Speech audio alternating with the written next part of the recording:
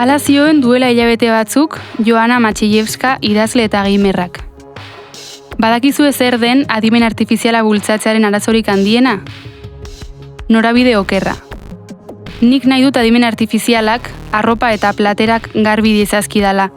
Nik artean eta idazketan aritu alizateko.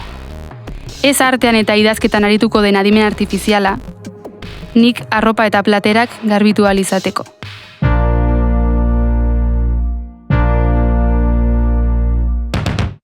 Hau badabilda, Durangoko azokaren bueltako podcasta. Atal honetan, adimen artifiziala izanen dugu eztabaidagai. Eta 3 lagun ekarri ditugu mahai buelta honetara. Ainara Azpiazu Aspi, ilustratzaile, komikigile eta muralgile hernaniarra da. Urteak dira irudigintza ofizio bilakatu zuela. Eta geroztik 11 lan egin ditu. Beñat Erezuma ingeniari eta irakasle gaitxoztarra adimen artifizialean aditua da. Hezkuntza berrikuntzako aholkularia da, eta 2021 urtean adimen artifizialarekin sortutako Artiadi olerki liburua argitaratu zuen. Arrasatearra da Ines Osinaga musikaria. Azken urteetan, itsaso da bide bakarra emankizunarekin dabil beste hainbat sortzailerekin batera. Eta nabas honetan gidari eta bidelagun, Amets Aranguren. Ines, Ainara eta Beñat ongi etorri, eta eskerrik asko gure gonbidapena onartzeagatik. Beñat, zurekin hasiko naiz. Teknologia irakaslea zara, baina, artearen munduan ere zure ekarpentsoa egin duzu adimen artifizialaren laguntzarekin. Poema liburu bat argitaratu duzu eta podcast bat ere egin duzu arekin. Ez dakit zer eraman zaituen horretara edo ze bide egin duzun horra iristeko. Bai, ekarpentsoa ez dakit hainbesterako izan da, baina 2020 inguruan, ikusi nuen interneten, bazegoela tresna bat, GPT-3 izenekoa, zala, chatbot bat, eta arekin, ingelesez hitz egin zenezakela, eskatu nuen ura probatzeko, eta ez zidaten sarrerarek eman, handik urte betera, 21. azaroaren 23an, mundu guztiari ateak ireki zitzaizkion, eta probatzen hasi nintzen. Eta probatzen hasi nintzen, gauero, olerkiak eskatzen dizkion, dena ingelesez, eta, gauero, sekretupean esango dugu, 15-20 bat gordetzen nituen, eta haiekin, bat edo bi, esaten nuen, honekin geratuko naiz. Erabaki nuen Instagramera olerki hoiek tantaka igotzea, sortu nuen Artiadi izeneko proiektutxu bat, eta ikusi nuen bazegoela erantzunen bat inori esan gabe adimen artifizialak sortu zituela. Ingelesez sortu, euskaratu ere itzultzaile neuronalekin egin nuen, eta proiektuan esperimentatu nahi nuen nola giza pertsona batek aldik eta ikutu gutxien eginda ze produktu atera ziteken. Hau, niri esperimentatzea da asko gustatzen zait, eta 40 olerki osatu zirenean, erabaki nuen argitaratzea. Da beste barik, web horritxo bat prestatu nuen, eta Twitterren txio bat aipatu, eta hori izan zen. Eta gero podcastarena, antzeran, esperimentatzen, ikusten ia gidoiren bat egin ziteken adimen artifizialarekin, eta, gero ahotsa nik sartu nion, eta horre, uste dut 5 ataleko podcast bat osatu nuela, historia desberdinekin. Horre artefaktu horiek. Gero sakanduko dugu pizkat gehiago. Ines, urteak dira, trikitixa jantzita, baina beste makinita batzuk ere zurekin dena matzazula, holtzara igotzen zarela. Galdetu nahi dizut, ea oie guziak, makinita oie guziak, mehatxu gisa ikuste dituzun, aukera gisa, zer duzu? Makinita oie guztiak orokorrean dinostazu. Ni makiniten laguna naiz, maite ditut, makinatxoak batez ere soinuak egiten balima dituzte, eta fratera garbitzen balima dizkit, are gehiago. Egia da, trikitixa badela nire ibilbideko ez dakit elementu identifikatzaile bat, baina baita teknologia ere, ez? Ni goratzen dut lehenbiziko kantuak kubase pirata batekin hasi nintzela, itaren Macintosh zarrean 13 urte nituela. Orduan, gero hortik ibilbidean elektronika erabiltzea, gailu gisa musika egiteko, nik oso natural bizi izan dudan ibilkera bat izan da. Egia da, gero eta gehiago joaten naizela, daulesera, alegia, ordenagailurik gabeko soinuak egiten dituzten makinetara, instrumentuetara, izan digitalak, izan analogikoagoak, izan dena delakoak, eta aitortu behar dizuet, beti danek izan naizela pixkat nerdi, asko gustatzen zait aukera berriek ematen dizkidaten ate horiek ireki eta horre esploratzea. Eta aukeratu beharko baldin manu, esango nizueke teknologia zalea naizela.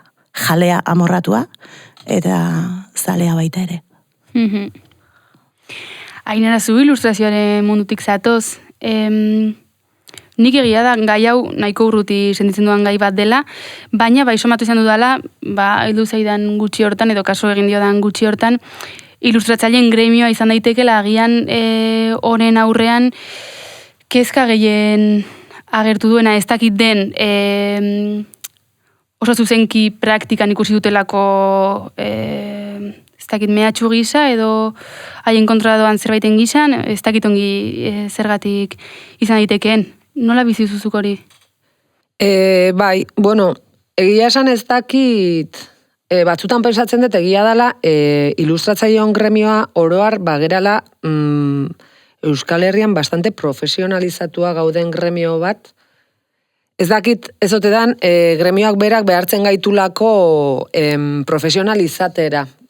Eta egia da, proportzioan, iruditzen zaidala, topatzen dezunean ilustratzaile bat, askotan profesionala gerala. Naizta oso gutxi izan eta kultur munduan gutxiengo bat izan, eta uste dut akaso horregatik ere, inteligentzia artifiziala etorri denean, eman zaion erantzuna toki askotatik izan dela kontundenteagoa edo mehatxua handiagoa dela sentitu degulako, hortik jaten badegu, eta inteligentzia artifiziala elikatzen bada, guk ematen dizkiogun irudietatik azkenean guk elikatzen dugu, berak gero gu bota gaitzan merkatutik, eta jendeak ilustratzen ez dakiena edo ez dakin nola esplikatu, jendeak ilustrazio bat egin ahal izan dezan idea bat baldin badauka, nahi dut esan. Ejekuzio guztia azkenean egingo dio inteligentzia artifiziala, baina klaro, datu basea hartuko du beste ilustratzaile batzuk egindako lanetik, eta nik hontan pensatu nun, ze iruditzen zait, badago lan artea, kulturgintzan gabiltzan sortzaileon elkartea, eta horre ere ilustratzaileak gutxi izan da, proportzioan Euskal Herri mailan, oso, aktibo geran lanbideak gera. Eta usteet, igual izan daitekela asko, proportzioan profesionalizazioa handia dagolako gure gremioan. Eta uste hortan ere berehala muga kontundente bat jarri degun gremio bat gerala adimen artifizialarekin. Gehien bat, nik ez dakit askorik, baina, jakin detenean sistema horrek behar ditula, erabiltzen duen lehengaia beste ilustratzaile batzuen lana dela, hor kontra esan handia dago, ez? Nik elikatzen ez badet, azkenean nik elikatu behar dut makina bat, gero makina horrek ni egin nazan hautazko edo prescindible edo, ez? Hor dago, nik uste dut igual arrazoi posible bat, esango nuke. Inesik batu du pixka bat, eta horri alduko diot, teknologia, adimen artifiziala, nik aipatu dizuet hori nahiko urruti sentitzen dut gaia, egia da, igual belaunaldiagatik tokatzen zaidala horrekin harreman estuago bat izatea edo, baina betitzen naiz nahiko asko zer analogikoagoa. Eta honi pixkat buelta bat eman da, okurritzen zitzaidan galderarik handiena edo lehenengoa zen, zergatik hasten da adimen artifiziala hitza edo terminoa erabiltzen orain arte teknologia izan den horri erreferentzia egiteko, ez? Osan, zein da muga hori, dozen momentutan, batean agertzen da hitz hau, eta gainera, esan nuke inaundi batean konnotazio negatibo bateekin edo, pixkat beldurrez jasotzen dugu. Koske ez dira gauza bera. Osea, teknologia guztia ez da adimen artifiziala, adimen ez, alegia, eta adimen artifizial guztia ez da generatiboa. Hor badaude, agian, limatu beharreko edo matizatu beharreko terminologia hortatik, ez? Imaginatzen bali badugu teknologia guztia datorrela gizakiok egiten dugun hori reemplazatzera, igual sartzen gara baita ere, etorkizun distopiko, katastrofikoetan, bueltatzen naiz lehenbiziko galdera egin didazuna, osea, ni zehazki mintzatzen nintzen teknologiari buruz, adimen artifiziala orain hasi naiz erabiltzen, orain delako irekia denontzat. Ez dezagun pentsa adimen artifizialak 2 urte daramatzanik. Osea, adimen artifiziala zen, Ikeako chatbota, ziren gauza pila bat, eta orain adimen artifiziala, ez dizut esango guztion esku dagoenik, teknologia ez dago guztioren esku, naiz eta gu pentsatu baietz, baina bai egia da orain, ez, open irekitze horrekin, bai dela eskuragarriagoa. Honekin ez dizuet esaten, ez da ez librea denik, ez doainekoa denik, kontuz doaineko guztia ez da librea, oiek matiz guzti horiek, ez? Badirudi dirutan ez balin badugu ordaintzen doainekoa dela, edo doainekoa balin bada librea dela, eta kontzeptu guztiz desberdinak dira. Baina, bueltatzen nahi sortara, ez?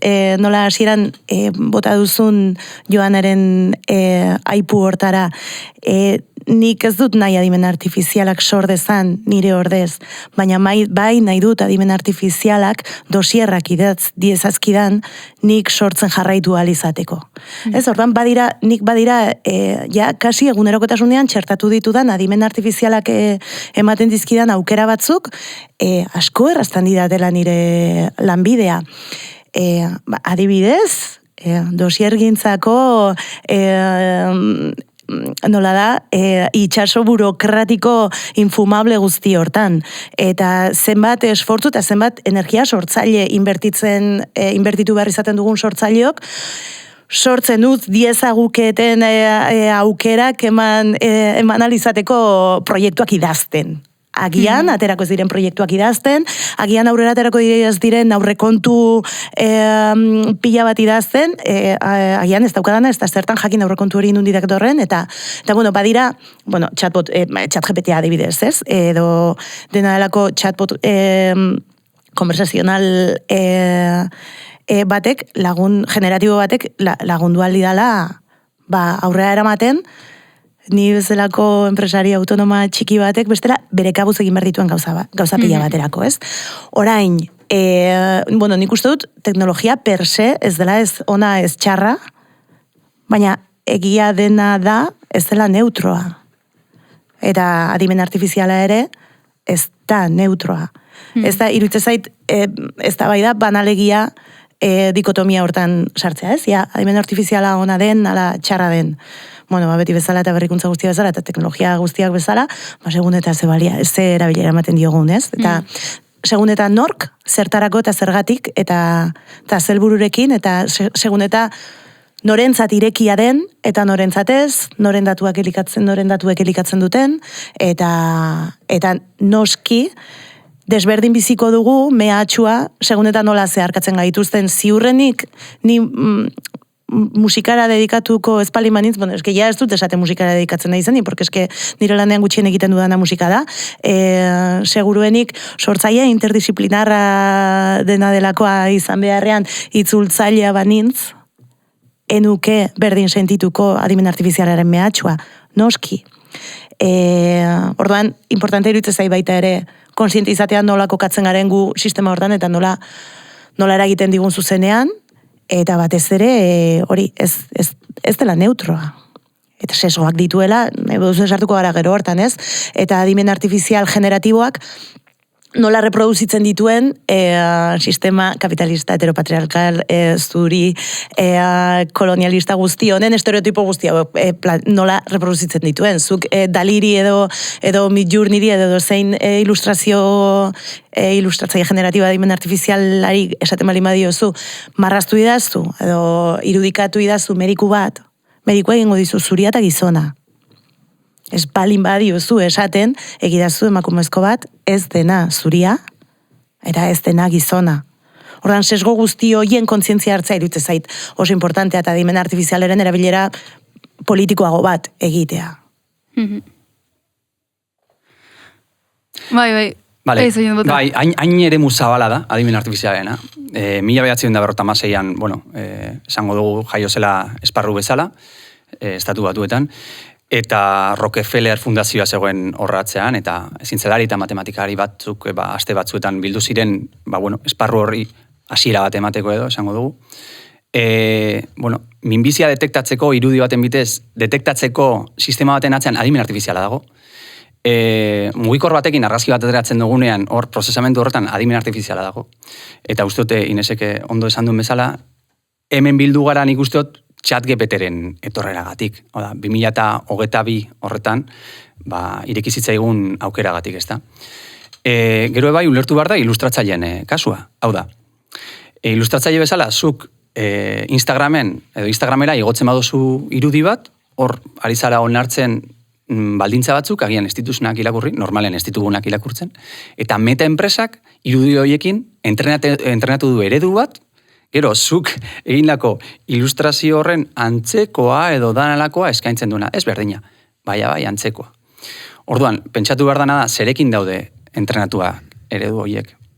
Eta, badaude eredu mota desberdinak, baditugu kode irekiko ereduak, llama edo danalakoa bezalakoak, baditugu itxiak, ChatGPT edo bezalakoak.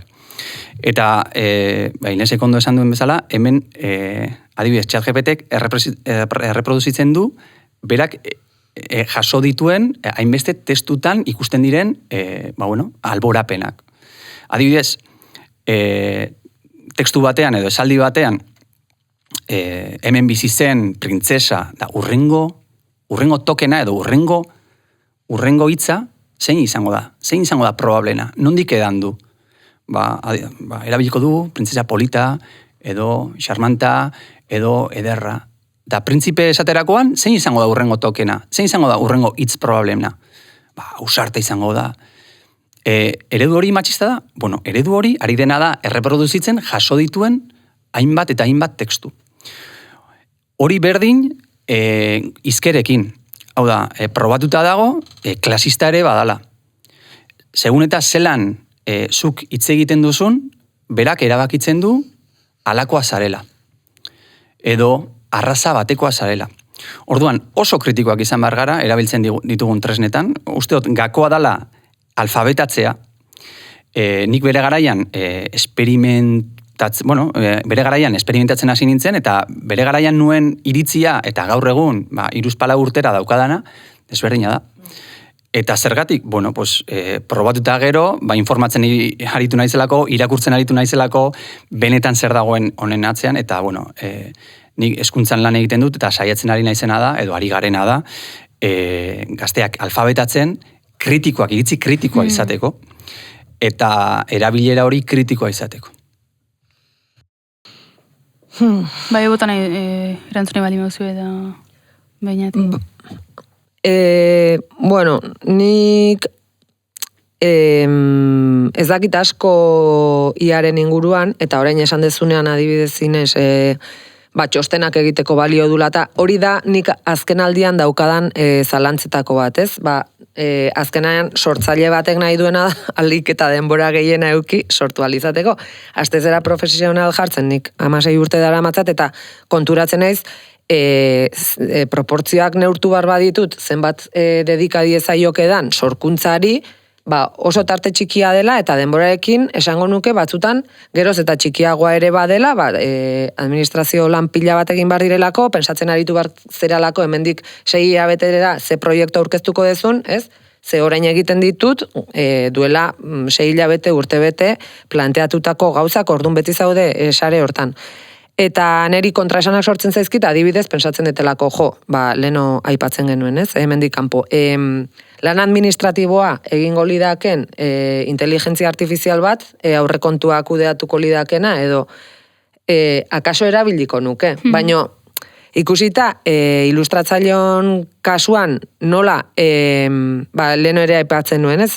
Nik ikusi nuen Euskal Medio batek, atera bartzuen kolekzio bat, inteligentzia artifiziala erabili zuena, testuak eta irudiak sortzeko. Nik ikusten dut nun gauden, jendeari inporta zaio benetan, osea, ni ilustratzailea naiz, eta nik etengabe justifikatu behar dut nire lanaren balioa eta monetizatzen ikasi behar dut, eta justifikatzen, eta askotan muga batzuk jartzen da esaten. Bueno, hemendik bera ez errez. Eta ulertu edo ez ulertu. Eta ikusten dut jendeak daukan diskursoa, eta egia esan oroar jendeari etzaio iruditzen baliozko lana denik, esango nuke oroar, gurea, orduan, hori etorri zenean, pensatu nuen, leno ere, nuen nahikoa lan, eta jendeari benetan inporta zaio, ze proiektu horrek aurrera egin zuenerako, ja publikatuko zela jakin arte, pensatu nuen, zenbat kriba pasadirean hemen, eta inorrez da konturatu, ez dela oso etikoa da hitza, ez dakit, ez dela... Zan naiteke, bai, etikoa. Bai, etikoa. Ez dela oso etikoa, inteligentzia artifiziala erabiltzea, medio, balore eta printzipio batzuek dituen medio batek horrela, ez? Orduan, hor pensatu nuen, ja pensatzen ari nintzen, sortzaile izatea gogorra da, aurrera begira zenbat urte egingo ditut, zenbatez, eta egia esango dut, hor ja oposizio batzuk egin nituen, eta hor pensatu nuen, eta gainera, pensatzen ez nuen zerbait, nik nahi nituen hor koltxoi bat euki, hemendik 10-15 urterako, baina igual uste baino lehenago hasi beharko naiz. Beste lan batean, pasaditu dalako, kriba pila bat eta burruka asko euki ditut nere egunerokoan, baino inteligentzia artifizialarena, ja, honek arrabatzen hau, zeharo indarri gabe. Ikusten detelako, irudiarekin datorrena, hori, nik denbora beharko nuke eskaini, formatzeko, argudio onak eukitzeko, jendeari ondo azaltzeko, zergatik babesten naizen hola, eta niri horre zaparrada bat etorri zitzaidan, eta egia da momentu hortan egoera horri buelta mazitzaiola, eta oraindik hemen nago, eta bizirauten dut esan dezagunez, baino bueno, eta ikusten dut Instagramen ere sartzen naizenean, askotan txikian jartzen du, ez dakiz zeinen perfilaren azpian jartzen du, ia erabili duen publikazioa, eta horrela, orduan, ez dakit, niri kontrasan handiak sortzen dizkit, ez dakit mugan undago, ni oso analogikoa naizta gero digitalizazioak eta teknologia, ez berdintasun hori ere gustatzen zait, ze nik egia esan digitalizazioa erabiltzen dut, eta nire lana bestela oso mantxoa da, eskaneatu behar dezu, garbitu behar dezu, publikatu izateko askotan digitalizazioak laguntzen du azkarrago lan egin alizaten, baina bueno, nire zalantzak asko dira igual etikoak, ez? Azkarrago egiten ditugu gauzak, ia generatiboek sorkuntzari aplikatuta, ez dakite, uste dut, hori, ertzak ikusi behar dizkiogula, eta zerrekarriko digun, eta hartzen ari geran abiadura hontan, ze albokalte ere badituen, ze ansiedadearekin bizigera oroar, honek ze albokalte ditu, ja, osasun mailan, ez? Gauzak gerozta azkarrago, egin babe dezakezu liburu bat azkarrago, baina, igual, prozesua liburua egitekoa, liburu bat egin nahi dugu, baina liburu bat egitearen atzean beste gauza asko daude, eta prozesu horiek ere ekartzen dizkigute gauzak ez direnak, arte produktu horrenak bakarrik, eta hor sortze zaizkit, galdera pila bat, momentu enten, hori, aidean ditu danak, eta ezakit oso ondo nola heldu. Aipatu zu oposaketena, baina hortez aparte, bestela, ikusten duzu adimen artifizialaren hurbilketa honek moduren batean aldarazi duela zure norabidea, ilustratzaile gisa? Nik neuzkan, neuzkan, euskal sortzaile izatean eri oso gogorra egiten zait, eta etengabeko justifikazio hori, bezeroek askotan marragorria pasatzen dituzte, ikusi ditut udala kartel lehiaketetan ere uzten hori sartzen, ez? Ez da bakarrik leno aipatu deten medio hori, ikusten dut toki askotan irudiarekin ari dela erabat arrasatzen, ez dakit beste toki, ez dakit ni ere nerean bizi naiz, eta ikusten ditut musikari batzuk diskoen portadak, hor ere etika sortzen zait, nik ez dakit sortuko nuken diska bat musikari izan gabe aldetelako, eta gogoa detelako. Nik hor muga batzuk ditut, baino beste batzutan ikusten dut, Bueno, bakoitza dagoen tokian dagola, igual, ez dakit, ez dut inorre paitu nahi, baino ikusten ditudan gauza batzuk neri beldurra sartzen didate. Eta ez dakit, nik horren aurrean, muga batzuk ditut, eta, bueno, ez zait bat ere gai erresa egiten, igual irudigintzari mandiolako kolpe sendoa, eta niretzat, erabaki nuenen euskal sortzaile izatea, niretzat bazen ere autu politiko bat, eta uste dut herri batek behar ditula bere sortzaileak. Eta orduan nire profesionalizazioa ere, eta muga asko jarri ditut, pensatzen detelako euskal gizarteak behar dituela profesional honak euki, eta denbora dedikatzen diogun jendea, eta gure jardunari maila bat eman nahi diogunak, uste detelako bete behar bat dela kultura batek eukiditzan bere sortzaia, baina administrazioarekin kriston borroka. Gizarteak ere bere arazoak ditu, eta askotan ez da konturatzen zunun zauden, daude ertza asko, eta neri iak eman zidan kolpe bat uste nuena, baina asko fuerteagoa, eta horresan nun, bueno, igual honean ez ez zer pasatzen, bakizu, ez dakit gero ze izangoan, hori izan zan kolpe hori momentukoa, oraindik hemen segitzen dut, eta segitzeko gogoa daukate, baino, bai. Joari muturpila bat utzi dituzu, bai, ez, oso guai. Oraindik hemen jarraitzen duzu, eta guztiz ados nauz zurekin euskal sortzaile izateak kokatzen zaituela, kultura industrian beste leku batean, eta ezinbestekoa dela herri baten herri, ez dakit nola esan, aldundu batentzat kultur ekosistema muskuluduna eta anitza eta profesionala zerraitik ez. Eta esaten duzunia, bueno, agian onaino eta ez ezer pasatzen, ez? Baina oraindik hemen jarraitzen duzula. Jo, nik honintzen baitari entzunion,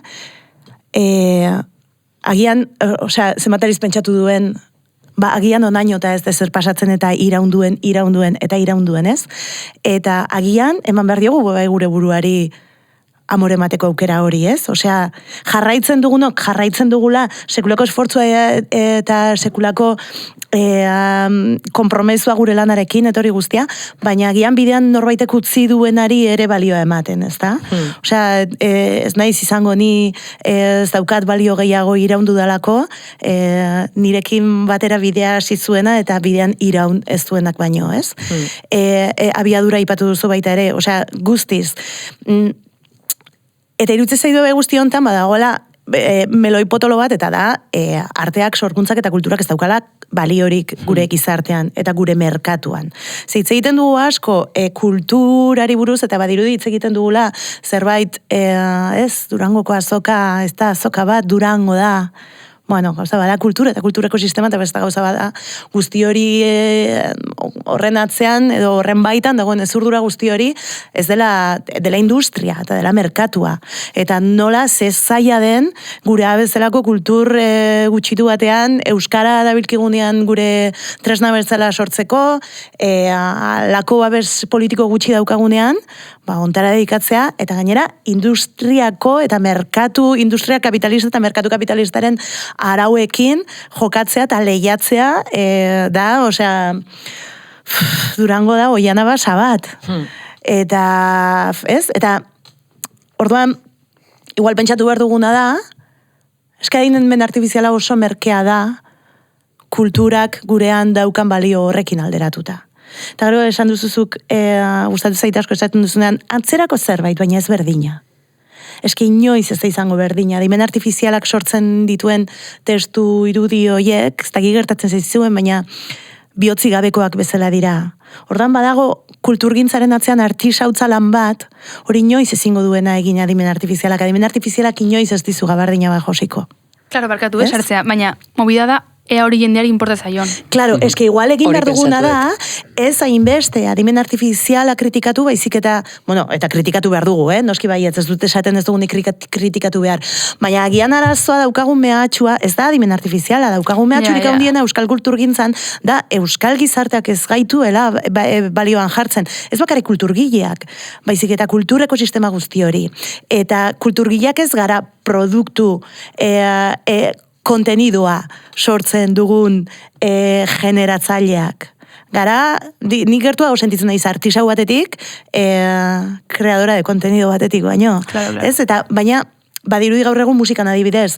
Musikan jarduteko, super desilusionatuta nago gaur egun musikari izateak dakartzan aje guzti hoiekin, eske geisten naiz tren ondatik, ez dut nahi musikari izan. Baldin eta musikari izateak eskatzen baldin badizkit, gauza guzti hauek, bueno, idatzi ditzala nire Instagrameko postak, ChatGPTek. Benetan. Baina, guzti horrek ez, nola nik bilbediko aretari, areta sinosia entzun dion, nola idazten dituenean testuak, saiatzen dela bilatzen ChatGPTek inoiz esango ez lukeen zerbait. Eta zoragarri iruditu zitzaidan. Ni azken aldian dosierretan, dosierrak ChatGPTek botatzen dizkidanean, ChatGPTek ez dizkit idazten dosierrak, nik esan behar dio ChatGPTeri, zer nahi dudan, nune markatu, hemendik hau, bestea, ez dakiz zer, eta gustatzen zait sartzea esaldi bat edo beste, ChatGPTek inoiz idatziko elukena. Helduko gara ikustera ilustrazio bat eta esatera, hau ez da genera, hau ez du makina batek sortu. Ez dakit, nik ilustrazioarekin iruditzen zait hemendik 5 urtera horrek hartuko duen mailan, ez dakit nik jakingo deten ezberdintzen, orain bai, baino hori ere hobetzen jungo da. Eta esaten zenuen, jendeak jakingo du, eta jendeak bere bizitza du, eta jendeak emango dio denbora toni, nik ulertzen dut, jendeak igual ez daukala denborarik hori pensatzeko, eta zaiola importako, eta ez dut esaten dut, maila batean, epairik gabe ere, nik adibidez ezin deten aztertu bezala, musika gintzan, edo ez dakit, edo hezkuntzan zer egin duen, ez daukadalako nere egunerokoan denborarik, jende askok, ezin du aztertu zein dan sortzailean egoera, uste dut hor dagola amildegi ikaragarri bat. Eta agian horregaitik da importantea divulgazioa, ez? Eta agian horregaitik da importantea alfabetatzea eta teknologiaren erabilera konstiente bat eta politiko bat egitea, zergaitik ez, eta guzti hori, ez? Ez bakarrik jendarteak ezagutu ditzan adimen artifizialak eukitzake mehatxuak, baizik eta norberak hausnartu dezan nolako produktuak kontsumitzen dituen, zeri balio ematen dion, zeri ez, zer dagoen horren atzetik, alegia produktuen inguruko begirada kritiko bat egotea baita ere, ez? Eta honekin lotutu helduko diot, bainatzuk bota duzunari, aipatu duzu teknologia irakaslea zara, eta pixkat zure lana dela, kasuntan adimen artifiziala baldin bada gaia, zurariketa dela, erakustea ongi erabiltzen ez, edo tresna horrek izan ditzaken aukerak. Inez, zuk aipatu duzu areta, eta gogoratu naiz bere master amaierako lanean, hemen musikenen egin zuen master amaierako lanean, pasazuela galdetegi bat, inkesta moduko bat, eta hor jartzen zituen orkesten audioak, orkesta batek joak batean, eta bestean, nik ez dakit ongi izkera tekniko berabiltzen, baina, ordenagailuak, ordenagailuak sortutako orkesta baten audioak. Eta ni adibizen nintzen gai, ni eta beste asko ez ginen gai izan esateko hau da orkesta dentako. Batzutan aipatzen duzun bihotz hori, zaila izan daitekela somatzen. Orduan, uste dut, hezkuntza arazo hori edo orokorra dela. Ez dela bakarrik musikaren, edo artearen munduan, eta ez bakarrik Euskal Herrian, baizik eta asko zer orokorragoa dela. Orduan, behinat, uste duzu ezitu behar dela jendea, ez bakarrik kasu honetan teknologia ongi edo teknologiari erabilera on bat emateko, baizik eta ez dakit nola egin galdera hau.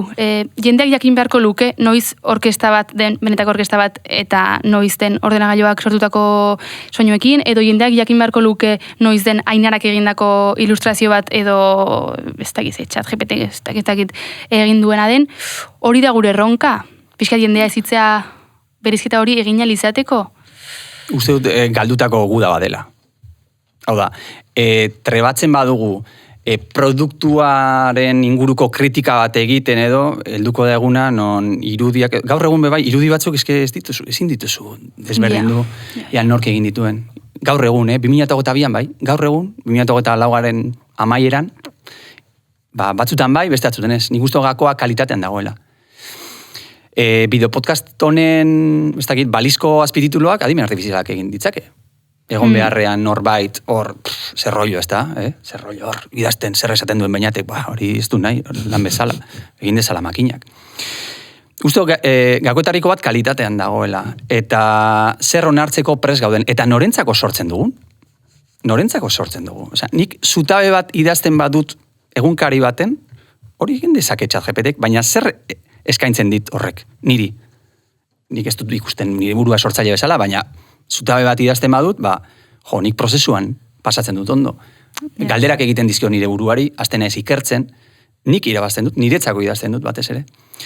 Bestetik, badago ikerketa bat, Wharton Universityk egin zuena, 2023-2024an, oso interesgarri dana, eta da, jarri zituen ikasleak ChatGPTrekin, gai desberdinen inguruan ikasten, eta beste ikasle batzuk ipini zituen ChatGPT barik, gai ingurukoen ikasketak egiten eta. Gero momentu batean, lehenengo taldeari kendu zitzaion ChatGPT, eta ikusi zen, benetan, bigarren taldeak baino gutxiago ikasi zuela. Hau da, adimen artifiziala erabilita, produktuak hobeak ziren edo, baina kentzerakoan magia hori desagertu zen, eta benetan ez zuten ezer ikasi. Horrek ere, zer pentsatu eman behar digula, uste dut, liluragarria da, nik ikusten nuen bere garaian tenisera jolaste bezala, ez da, raketari eman pilota eta tekstua eman, da berak bueltan ekarri, ez da. Niri momentu honetan ez dit aportatzen ezer, ezer ChatGPTek. Hori bai, esan duzun bezala, nik errubriko bat sortu behar dut, ikasle bat ebaluatzeko bere ahozko gaitasuna eta egin dezala ChatGPTek, eman errubrika bat, hartuko dut, moldatuko dut, eta listo. Horrelako gauza automatizatuak. Bestela, sorkuntzarako, benetan, niri ez dit ezer eskaintzen. Beste gauza bat bota duzuna, prozesuarena ez, badirudi prozesuak bakarrik sortzaileei ekartzen dizkigula onurak edo sortzailearen, ez, sortzaileok disfrutatzen dugula prozesuaz eta hori guztia, eta agian da idea bat, pixkat oso edatuta dagoena eta oso erromantizatua bebai sortzaileok behar dugu prozesua kalitatezko produktu batera heldu ahal izateko. Alegia, prozesuak ez du bakarrik sortzailearen arima aberasten. Bebai, aberasten du prozesu horren amaieran dagoen sorkuntza hori, baldin badago, hori beste kontu bat, sorkuntza prozesu guztien amaieran ez dago produktu ukigarri salgarri bat urangagarri bat, ez? Eta edo estan batean kabitzen dena, edo katalogatu aldena, ez? Baina sorkuntza prozesu horren amaieran dagoen zera hori kalitatez da hobea da prozesuak eman diolako balio bat guzti horri, ez? Baina ez bakarrik sortzaileari, baita ere hartzaileari. Gustatuko litzaiak ateratzen hemen beste gai bat, eta da hizkuntzarena. Alegia, euskal komunitate bezala, ez, sortzaile bezala ere bai, baina euskal hiztun, euskal komunitateko parte bezala, zer gertatuko da hizkuntza gutxituagoekin, edo hegemonikoak ez diren hizkuntzekin, zer gertatuko da, ez balin badiogu jaten ematen, zer gertatuko da, zergaitik da importantea generatibo konversazionalek euskaeraz jakitea, zergaitik da importantea ahots rekonozimenduan entrenatzea makinak, eta ikas dezaten baita ere euskara ulertzen makinak, ez? Iruditzen zaitemen badagoela beste meloi bat ere importantea, alegia, ez dakit, ni bauka sensazioa adimen artifiziala etorrila geratzeko, eta gaina oso azkar. Oso azkar, diru asko daukanari, diru asko aurreztarazten dio. Hori da emonek daukan arazo larrienetariko bat. Eta da, seguramente, ilustratzaia kontratatu ahal izango lituzken horrek, ero, itzultzaile pertsonak kontratatu ahalko lituzken horrek ez ditula kontratatuko. Arazoa ez da inbeste, nik ez dakize deialditara aplikatzeko nire dosierra inglesera itzultzea adimen artifizialarekin, euskaratik, nahiko ondo egiten duela. Osea, arazoa agian ez da hori, ez? Arazoa agian askoz makroagoa da. Eta nun gelditzen da ingelesak, gaztelaniak, alegia beste erdara handiago batzuek, okupatzen ez dituzten hizkuntzak nun gelditzen dira. Hor, limbo guzti hortan, ez?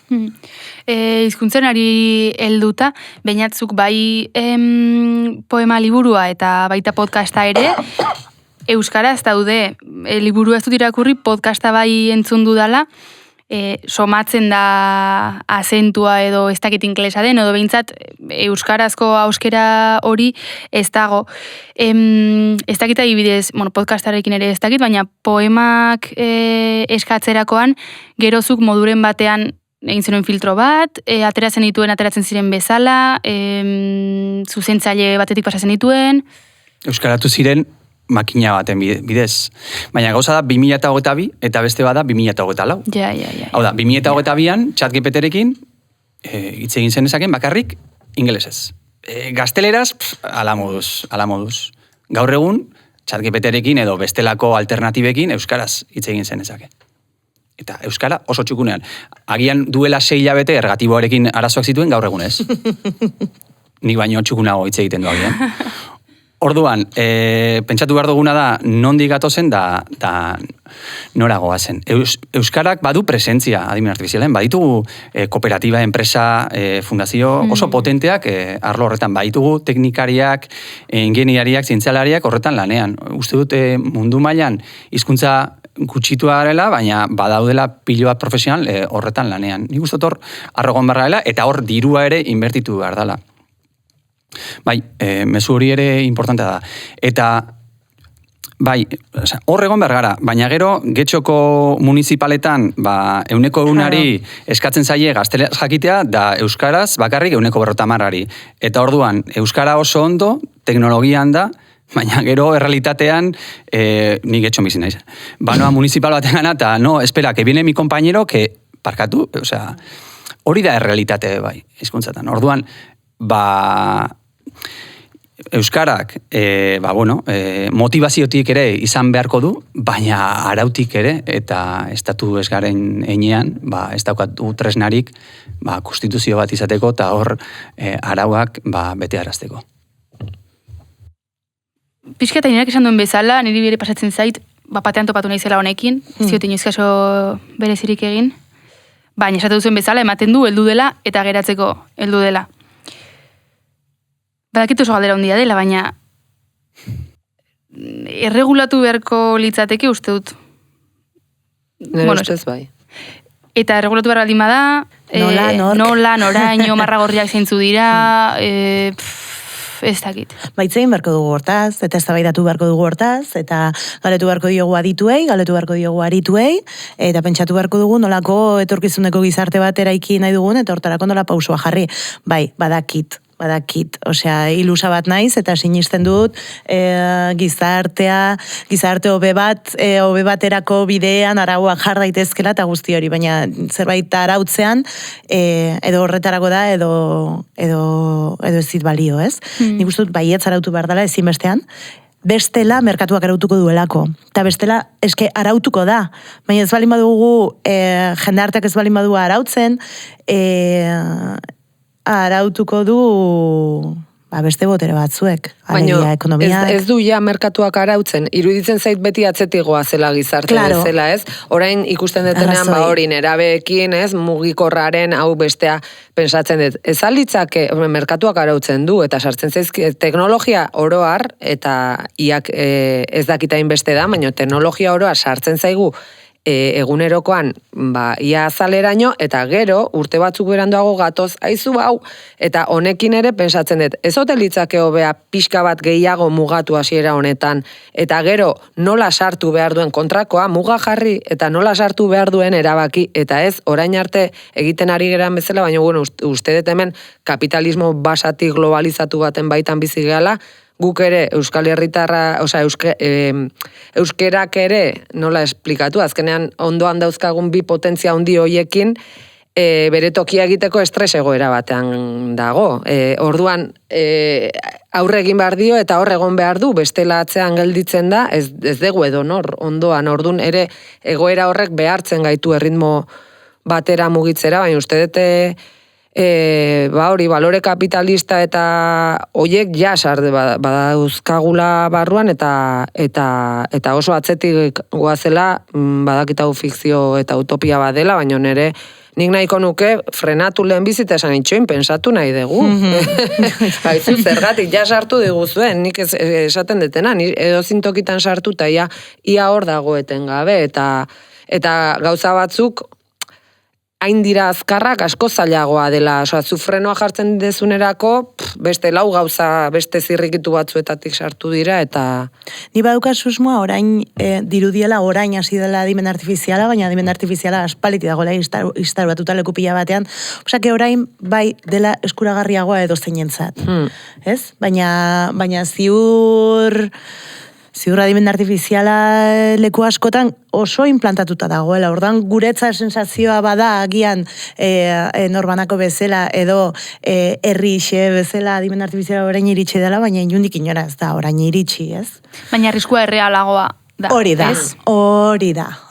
Europa mailan, arauen inguruan hitz egin behar badugu, nik uste mundu mailako, ez dakit, araurik gogorrenak ditugula, 2024an martxan jarri da AIACT izeneko arautegia. Jo, Aldo, zuin horrela, zertzela batzuk. Batez be... Esan lizu txat japetari bezala, non resumen. Karo, mugikorra behar dute. Batez be, gure datuekin eta, preocupatzen direla, eta horren inguruan, esango du, Europa, ez dakiz, bai bada horretonentarikoa, adibidez guk, ezin ditugu eredu batzuk erabili, mundu mailan erabili daitezkenak. Hau da, adibidez, chatbot libre bat, edo eredu libre bat, bada deitzen dena llama, 3.2 bertsioa, dala azkena, hemen ezin dugu erabili. Hau da, kode irekikoa da, eta ezin dugu. Zergatik, entrenatu dalako, datu batzuekin, hemen arautegi hori ez duena betetzen. Orduan, mundu mailan, babes gehien dagoen lekua datuen inguruan, Europar batasuna da. Horrek, ondo, nik gustot ondo, ez da, arautegi bat egotea, eta horre puntan izatea ondo dago. Baina, teknikari batzuk eta esan dute, honen inguruan, gauzak azkar egin nahi baditugu, eta ez geratu atzean, Txina edo estatu batuen atzean ez geratzeko, arautegia edo xamurragoa izan behar da. Bestetik, aipatu nuen kasu bat, eta arauen inguruan eta badago web aplikazio bat deitzen dena Karakter AI, eta hor hitz egin dezakezu fikzioan dauden, adibidez Daenerys Targaryenekin hitz egin dezakezu, berarekin. Badago kasu oso latz bat gertatu duena 2024 honetan. Eta da, Sewell izeneko 13 urteko gazte bat, hasi izan, Karakter AIn orduak pasatzen egunero. Hitz egiten zuen Daenerys Targaryenekin, bai? Orduak, egunero. Gazte honek azkenean petxantzet zuen, benetan ari zela berekin hitz egiten. Daenerys kakotxen artean, momentu batean galdetzen dio, bere buruaz beste egiteko asmoa duen. Eta esaten dio, erantzun dio gazteak, pentsatuta daukala, baina agian ez zaiola ondo irtengo, eta ez dakiz zer. Eta erantzuten dio Daenerysek lasai egoteko. Beste egun batean, Sewell izeneko gazte honek aitortzen dio, maite minuta dagoela. Eta bestak erantzuten dio, baietz ere. Hau, ez da Her pelikula gogoratzen duzu? Spike Jonze Her pelikula? Antzeko zerbait. Zuzu ikusi Her? Bai, ikusi zazu, amets. 2013koa. Vintasea da, Ukelelea jotzen du tipua guai da. Orduan, aitortzen dio, elkarri maite minuta daudela, eta galdetzen dio chatbotak, ia etorriko baden bere etxera, ezta? Sewelli. Daenerys hilda dago. Serie ikusi badozue, spoiler, kontuz, Daenerys hilda dago. Orduan, mutilak ulertzen du, etxera bueltatzea dela, bere buruaz beste egitea. Gua, txabal. Aprilaren otzailaren 23-24an, pistola bat hartu eta bere buruaz beste egiten du. Gazte honek. Bai, hori da realitatea. Orduan, honen inguruan, latza da parkatu kasu hau ekartzea ona, baina jakin behar dugu, alfabetatu behar gara, jakin behar dugu zer dagoen teknologia honen atzean, eta hezkuntzatik etorriko da guzti honen erantzuna. Hezkuntzatik. Ez badugu ezagutzen, ez badugu hau transmititzen, azkenean matematika baino ez dagoela honen atzean, arauak egon behar direla, enpresa horrek erantzunkizun bat daukala, bai, ezin daiteke izan, zuri chatbot batek horrelako galderak eta horrelako erantzunak ematea. Ez da posible. Eta hori ezin dugu utzi. Eta bueno, sentitzen dute kasu hau ateratzea hau, baina gogorra da, baina realitatearen parte bat ere bada. Bai, eta agian honek balio dezake, chatbotetan trigger alarma bat disparatzeko, pititin patatan, ez dakiz zer bestea, ez? Baina zenbat horrelako gertatu beharko dira arautzeko, ez? Esan dozun bezala. Eta gero hezkuntzan, ni pixkat arduratzen dagoena azken aldian da, nire inguruan dauzkadan irakasle asko, nola dauden adimen artifizialarekiko erresistentzia hundiarekin, retxaso hundiarekin, eta nik uste asko dagoela baita ere, mehatxu bezala ikustea, nola reemplazatua sentitze hortan, ez? Eta nik ulertzen dut pertsonak makinen gaiti reemplazatua sentitze hortan, bueno, eta gero hor mugitu daiteke gure estatus profesionala, edo inkluso egoa, ez? Edo inkluso bestelako arrazoi batzuk. Baina nola, zelako ezinbestekoa den formatzea, alegia, ze importantea den irakaskuntzan benetako formakuntza riguroso eta baliotsu bat eukitzea guztionen inguruan, ez? Ze ez bakarrik irakasleok, eta gazte jendearekin kontaktuan gauden jendeak, eta helduok, eta bestela sekulako arrakala gertatuko zaigu. Bai. Arrakala digitala arazo handia da gure gizartean, eta ez dugu askotan hitz egiten arrakala digitalaren inguruan, baina arazo bada, nire amak ez jakitzea nola egin gauzak izenperekin. Eta nola, pues normala, ama, ni ere zoratzen naiz horrekin. Zer da izenpe? Izenpe da zertifikatu digitala erkidegoan, Nafarra zara ez da maitia. Bai, klabe. Claro. Bueno, alegia zertifikatu digitala erkidegokoa, eta hori guztia, ez? Baina, edo berdin da, ze arrakala digital sortzen duen, gaur egun banka online izateak eta zeukitzeak lehiatiak, eta ze arrakala digitala nola batzuk asko gizartetik kanpora utziko dituen ez eukitzea teknologiarako sarbide duinago bat. Egoera honek, totala dos, egoera honek biluzten gaitu, arlo askotan, eta nire teoria da, penduloa bezala, bueltatuko gara, eta bueltatuko garela, pertsonara. Nik ere bai, eta balio ematea horri, ez da? Nere ustez ere, ados nago esaten dezun guztiarekin, eta soluzioak hortik datoz, baina uste dut ere sistema honek ahituta uzten gaitula. Egunerokoak dituen, orduak dituela, eta orain esaiozu irakasle bati daukan traila eta gero, hartu bardula denbora bat, formazkuntza bat egiteko, daukanean ere, bere lan orduetan ere, nahiko lan duenean, hortara iristeko. Orduan, horrere ikusten dut, leno etorri zait, inteligentzia artifiziala erabiliko dugu, horrelako gauzak aurrezteko, ulertzen, pedagogia egiteko eta jendeari, adierazteko zeintzu diran bere arriskuak hortarako erabiliko dugu, ze nondik ateratzen dugu denbora, ze nik, ez dakit, nik oraindik behar dut egunean argizpi batzu jaso azalean, eta oraindik bestela aitu egiten nau egunerokoak, eta ikusten dut denok pixka bat horrela gaudela, ez? Energiaz, pixka bat, sistemak bera, ordun hori ulertzen dut bide bat izan daitekela, baina gero egingarria, ez dakit. Dena birklatatu beharko litzateke. Claro, eske iruditzen zait, eta ez dut orain txipenera jo nahi, baina neri bizipoza ematen didan maila askotan, herri joan nola pasatzen dan ikustia da, edo hori mendira hilotzea ordu erdi batian, eta nere inguruan nere edade bueltako jendea bere lanpostuetan ere nahiko justu ikusten dute, xurgatzen gaitu, ez, pixka bat, eta horrere pensatzen jo. Bale, azken lan eskatuko dizuet, eta da, Durangon izanen ditugun 3 gonbidatuen dako, galdera 1, 2, 3, adimen artifizialari lotuta. Izan daiteke erantzun gabe geratuen zerbait, izan daiteke... Karo, ez dakik neurtzuk egongo diren, ez da? Ez. Nik botako dut, erabiltzen aldezu, beren beregi jakinda erabiltzen ari zerala, ze akaso erabiltzen ari zera zure egunerokoan inteligentzia artifiziala, baina erabiltzen ote dezun. Kontzienteki. Bai. Eta ze iritzi dezu erabilpen horren inguruan? Inoiz pasatu zaizu, imaginatzen du musikariren bat edo beste, egongo dela gonbidatu hoien artean. Bai. Ez, horrela, tokatu alda, bateron Bai. bat. Inoiz pentsatu aluzu zure urrengo diskoko artea, adimen artifizialekin egitea? Eduki duzu? Arteari artea. Arte guztia. visuala edo... Bai, artea, alegia, bueno, diskoko portada, Bai. argazkin edizioa, pititin patatan, guzti hau. Inoiz pentsatu aluzu, alegia, ikusi duzu aukera hori gertu eta planteatu duzu, eta bigarrena, zer irabaziko zenuke hori eginda, eta zer galduko zenuke?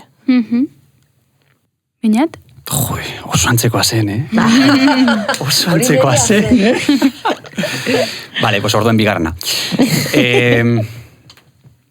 Bai, tentaziotik eta jo nahi nuen pixka bat, eta aurrera begira, 5 urte barru, non ikusten duen bere sormen prozesuan adimen artifiziala, edo ikusten duen, agian ez du ikusten, pixka bat egin dezala pertsona horrek, edo pertsona horiek, ariketa bat, espekulatiboa edo.